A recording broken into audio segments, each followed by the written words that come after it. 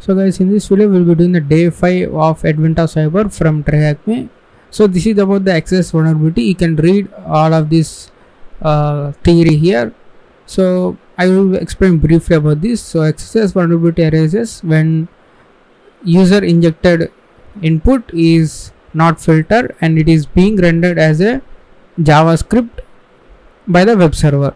So it's you can also send the HTML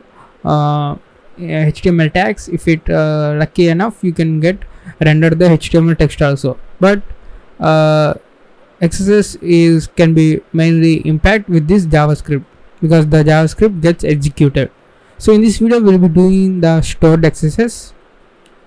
So stored XSS means the script you send as a user input will be stored in the database like a comment in the website. So you can see here the comment.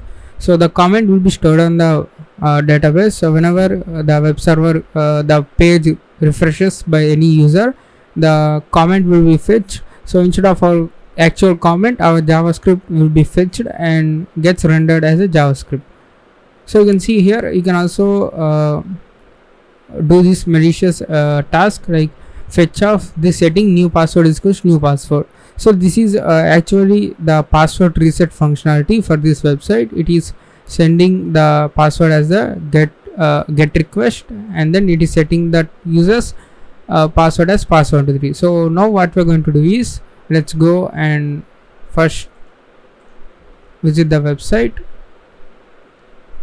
and click on login.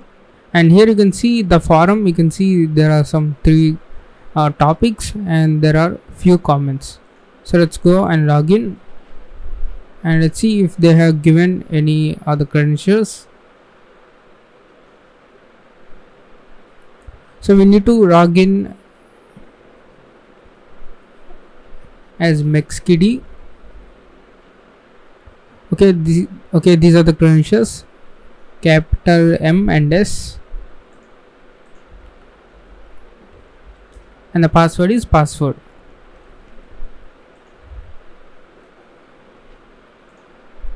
Now if you go to the settings, you will have this password reset functionality. You don't need to know about the old password. So that's one of the drawback of this website. So let's first capture the request and type in a new password as, let's say, pond. Click on update and now you can see send this to repeater. So this is the URI for this one, settings new password is equals to pond. So you can see here cookie token, this belongs to the mexkidi user. Now what we are going to do is we are going to go to this form and you can see there is a comment field. Now let's go and inject this script fetch of. You can also do the alert or you can also do the get request to your attacker machine. So I'm going to inject this JavaScript code.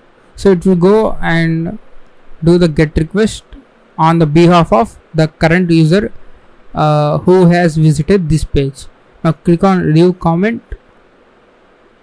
Now after a minute or two, the current user administrator or some other user, they are saying, so the Grinch goes and log into this website and visits this page. So upon visiting, the URL gets submitted to the web server. Now let's go and log out. Click on login.